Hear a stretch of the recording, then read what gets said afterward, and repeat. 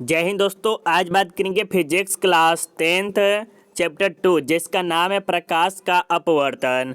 और आज इस वीडियो में आप सबके लिए full chapter line by line explanation कराने वाले हैं, तो आप इस वीडियो को शुरू से लेके अंत तक जरूर देखिएगा। तो चलिए हम यहाँ से स्टार्ट करते हैं। उससे पहले मेरे दोस्त, अभी तक आपने चैप्टर 1 का full explanation plus objective question नहीं देखे हैं तो जाके ज़रूर देख लीजिएगा, जिसका लिंक आपको आई बटन में या तो वीडियो के डिस्क्रिप्शन में डाल देंगे, वहां से आप जाके देख लीजिएगा।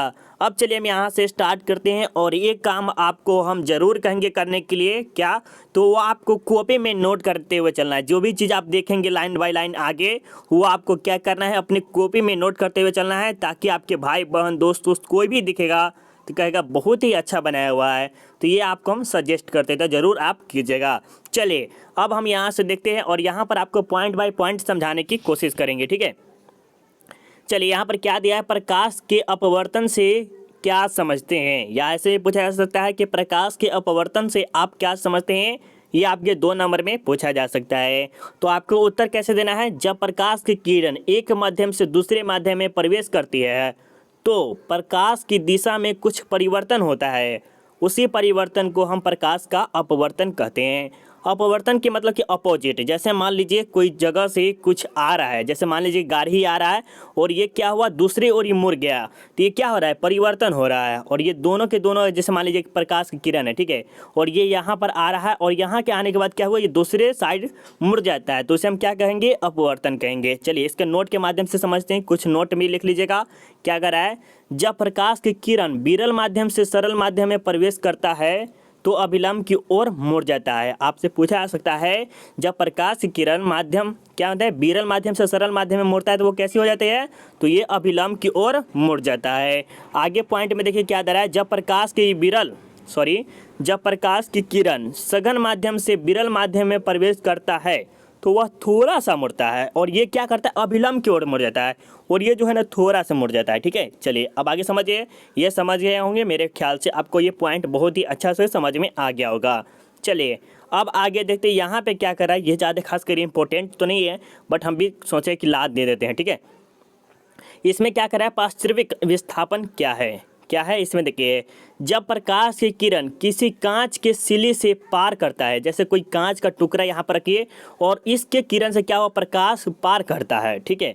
क्या कर रहा है, देखिए कांच का सिली हो गया, ठीक है, ये समझिएगा, और इसके माध्यम से ये प्रकाश की किरण आ रहा है और इसके पार करता है, तो वह अपने पूर्व पद से हट जाता है, और ये जो पूर्व पद है उससे हट जाता है, लेकिन अपनी समांतर ही बनी रहती है। और इसके जो समांतर ही क्या रहती है, वो बनी रहती है। जब आईना या मतलब कि देखिएगा दोनों तरफ से साइड मतलब रहेगा, उस टाइम से देख सकते हैं। जैसे पर्दा को देखें हैं, पर्दा में देखिएगा तो क्या होता है, जब प्रोजेक्टर चलता है तो उस टाइम इस साइड भी दिखता है और उस साइड भी दिखता है, ठीक है।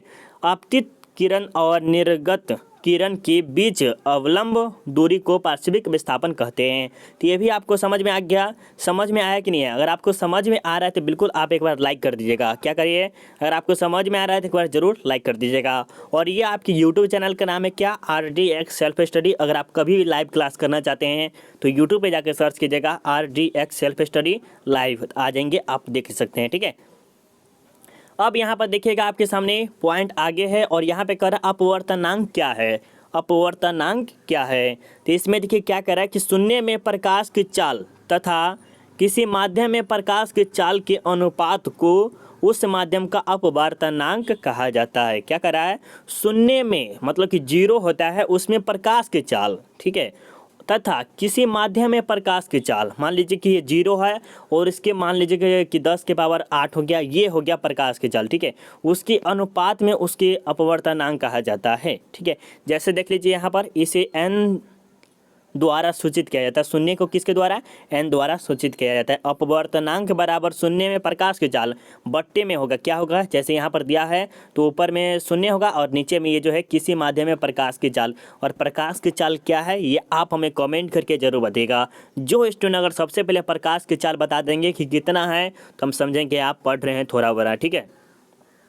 अगर आप बता देते हैं कि प्रकाश की चाल कितनी है तो हम देखेंगे कि आप कितना पढ़ते हैं या नहीं पढ़ते हैं। तो एक बार ज़रूर आप कमेंट करने की कोशिश कीजिएगा। अगर कोशिश करते हैं तो आपके लिए और बेनिफिट वाली बात है, अगर कोशिश ही नहीं करेंगे तो आप हार गए पहले ही। ठीक है, चलिए अब आगे देखते हैं। यहाँ पे कह रहा है सापेक्षिक अपवर्तनांक। क्या कह रहा है? सापेक्षिक अपवर्तनांक।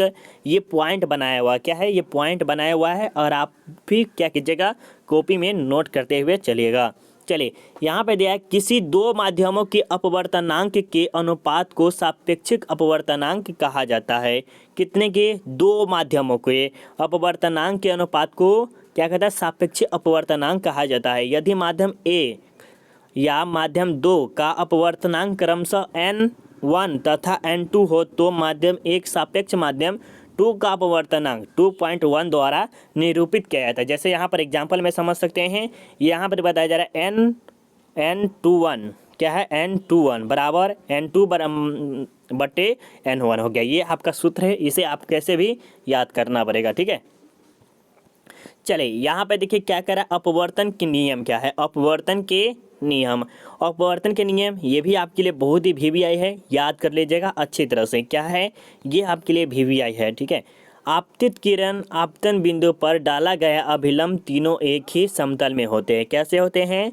आपतित किरण आपतन बिंदु पर डाला गया अभिलंब तीनों एक ही समतल में होते हैं। अब आगे देखिए यहाँ पे कह रहा है, यहाँ पर आपके सामने सेकेंड ऑप्शन में दिया रहा है, किन्हीं दो माध्यमों में प्रकाश की किसी विशेष रंग के लिए आपतन कोण की त्रिज्या और अपवर्तन की त्रिज्या अनुपात एक नियंत्रक होता है। इससे स्नेल का नियम भी कहा जाता है। क्या कहता है? स्नेल का नियम भी कहा जाता है। चलिए ये भी कोई इम्पोर्टेंट है, थोड़ा सा याद करने वाला चीज़ है। चलिए अब यहाँ पर देखिए, ये हम आपको कहेंगे कि ये आपके लिए सब्जेक्टिव के लिए बेस्ट है। क्या है? ये सब्जेक्टिव के लिए आपकी बेस्ट वीडियो ये वाला है। देखिए ये जो आप देख रहे हैं इतना, ये स्क्रीन पे देख रहे हैं ना, वो आपके सब्जेक्टिव के लिए सबसे इम्पोर्टेंट है, तो इसे याद कर ही लीजिएगा। क्या कह रहा है? प्रकाश के अपवर्तन का दैनिक जीवन में उपयोग, मतलब कि जो हम रोज़ भाई रोज़ कार्य करते हैं, कभी कभी करते हैं, उसमें हमारे ये दैनिक कार्य में बहुत ही ज़रूरी है। तो क्या कह रहा है? पानी में खरी छड़ी पानी में ऊपर मुड़ा दिखाई दे पड़ता है। जब देखिए जब पानी हो गया, ठीक है, मान लीजिए बाल्टी है और उसमें अगर कोई छड़ी रखिएगा ना, कोई छड़ी वगैरह जैसे, तो वो क्या होगा? मुड़ा दिखाई देगा, मतलब कि टेर टार दिखाई देगा आपको। ठीक है, ये आप ट्राई कर सकते हैं घर पे। और यहाँ पे कह रहा है पानी में भरी बाल्टी गहराई कम प्रतीत होती है। जैसे मान लीजिए एक बड़ा सा बाल्टी है और उसकी गहराई क्या है? बहुत ही कम दिखाई देगी। किस में? पानी भरा रहने पर। जैसे मान लीजिए एक बहुत बड़ा धर लीजिए, बहुत बड़ा पानी के बाल्टी धरिए और उसमें बाल्टी में पूरा पूरा पानी भर दीजिए और उसको देखिए गहराई तो बहुत ही कम दिखाई देगा। ठीक है, चलिए अब आपके सामने थर्ड पॉइंट यहाँ पर दे रहा है, पानी से भरी बाल्टी में सिक्का अपने वास्तविक स्थान से ऊपर दिखाई पड़ता है। मतलब कि जो सिक्का है ना, वो ऊपर दिखाई देता है अपने वास्तविक स्थान से। ठीक है, जहाँ स्थान उसका है वहाँ से वो क्या करता है? ऊपर दिखाई देता है। तो ये भी आपको समझ में आ गया, ये आप सब्जेक्टिव में याद कर सकते हैं, VVI है, तो कैसे भी ऐसे याद कर लीजिएगा।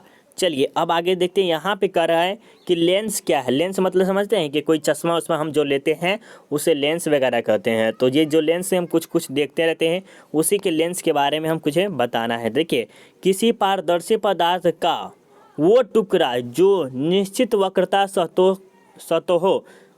सतहों से घिरा रहता है उसे लेंस कहते हैं। क्या कहते हैं?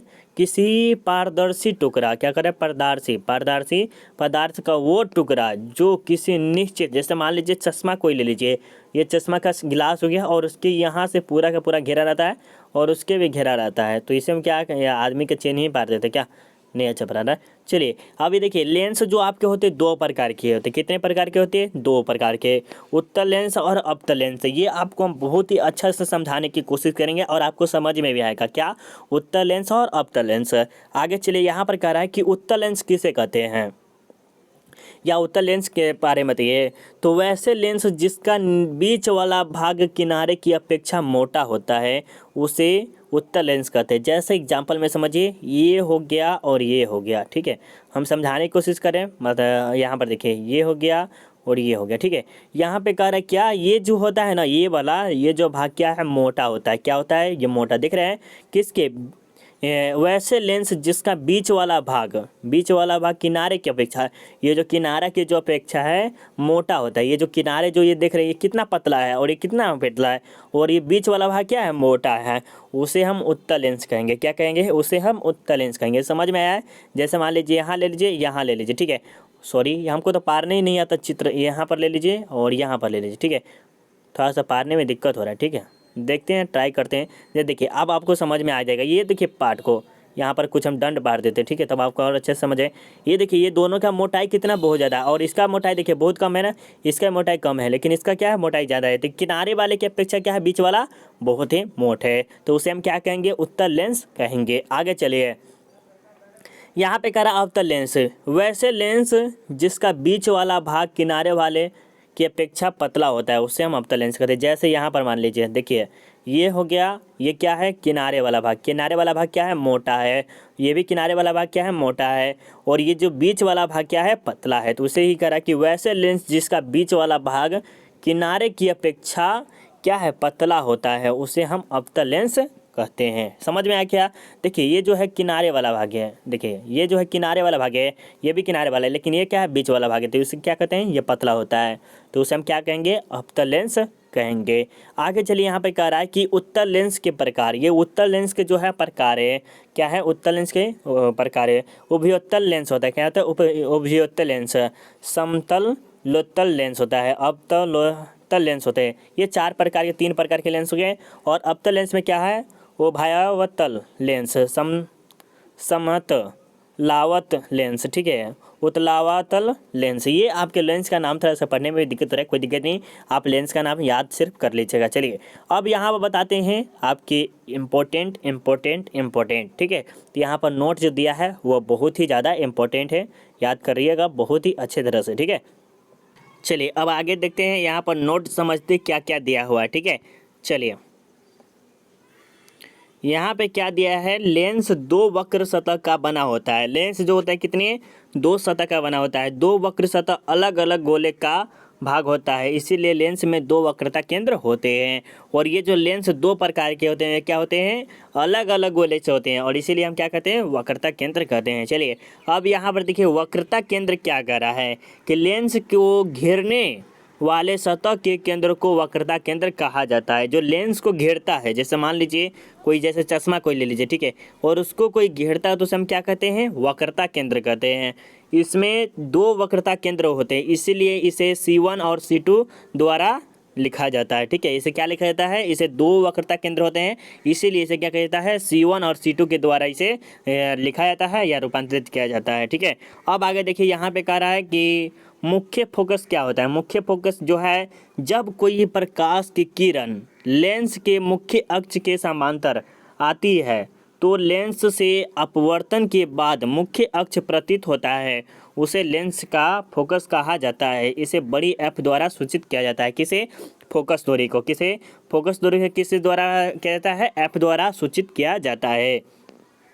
वहीं में बात करें मुख्य अक्ष में, कह रहा है कि लेंस के दोनों वक्रता केंद्र को मिलाने वाले रेखा लेंस को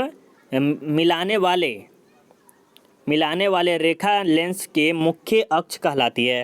तो ये भी याद रखिएगा, इंपॉर्टेंट है। यहाँ पर आपके नोट्स है, यहाँ पर और ज़्यादा खास करें इंपॉर्टेंट याद कर लीजिएगा। क्या करा है, उत्तल लेंस का फोकस वास्तविक होता है। क्या होता है, उत्तल लेंस का फोकस जो होता है कैसा होता है, वास्तविक है, ठीक है। क्या होता है, वास्तविक है। और अब रियल होता है, अब वास्तविक हिंदी इंग्लिश होता है रियल। और अवतल लेंस का फोकस और काल्पनिक होता है, ठीक है। देखिए ये जो उत्तल लेंस जब आपको हम बताए हुए थे कि ये जो क्या होता है, मोटा होता है, इसका जो बीच वाला भाग होता है क्या होता है, मोटा होता है, और ये जो पातला जो साइड वाला भाग होता है क्या होता है, ये पतला होता है। और यहीं पर बात करिए जो अवतल लेंस है, उसका जो किनारे वाला भाग मोटा होता है, और ये जो लेंस होता है बीच वाला है, ये क्या होता है, पतला होता है। तो यही कह रहा है कि ये जो उत्तल लेंस है ना, ये क्या है, वास्तविक है, रियल है, और ये जो काल्पनिक है अरियल है, ठीक है। चलिए अब यहाँ पर कह रहा है कि प्रकाशीय केंद्र, लेंस के माध्यम बिंदु को प्रकाशीय केंद्र कहा जाता है। इसे 0 द्वारा सूचित किया जाता है, 0 नहीं, O द्वारा सूचित किया जाता है। किसके द्वारा, O द्वारा सूचित किया जाता है। और यहाँ पे कह रहा है कि फोकस दूरी, लेंस के प्रकाशीय केंद्र और मुख्य अक्ष, मुख्य फोकस के बीच की दूरी को फोकस दूरी कहा जाता है। इसे F द्वारा, मतलब इसे छोटी f द्वारा सूचित किया जाता है। तो यहाँ तक समझ में आ गया होगा मेरे ख्याल से। एक काम और आप कर सकते हैं कि अभी तक लाइक नहीं किए तो लाइक कर दीजिएगा, और आपको हम यही कहेंगे कि इस चैप्टर से थोड़ा सा ज़्यादा कम था, बट आपको कैसा लगा वीडियो आप हमें ज़रूर बताइएगा। और आप आपके लिए क्या लाएंगे, ऑब्जेक्टिव क्या लाएंगे, आपके लिए ऑब्जेक्टिव लाएंगे। और चैप्टर 1 जाके जरूर देख लीजिएगा, जिसका लिंक आपको वीडियो के डिस्क्रिप्शन में मिल जाएगा। अगर आपको PDF वगैरह चाहिए तो ज़रूर इस पर संपर्क कीजिएगा, ठीक है। चलिए अब मिलते हैं अगले वीडियो में, अभी के लिए बाय बाय।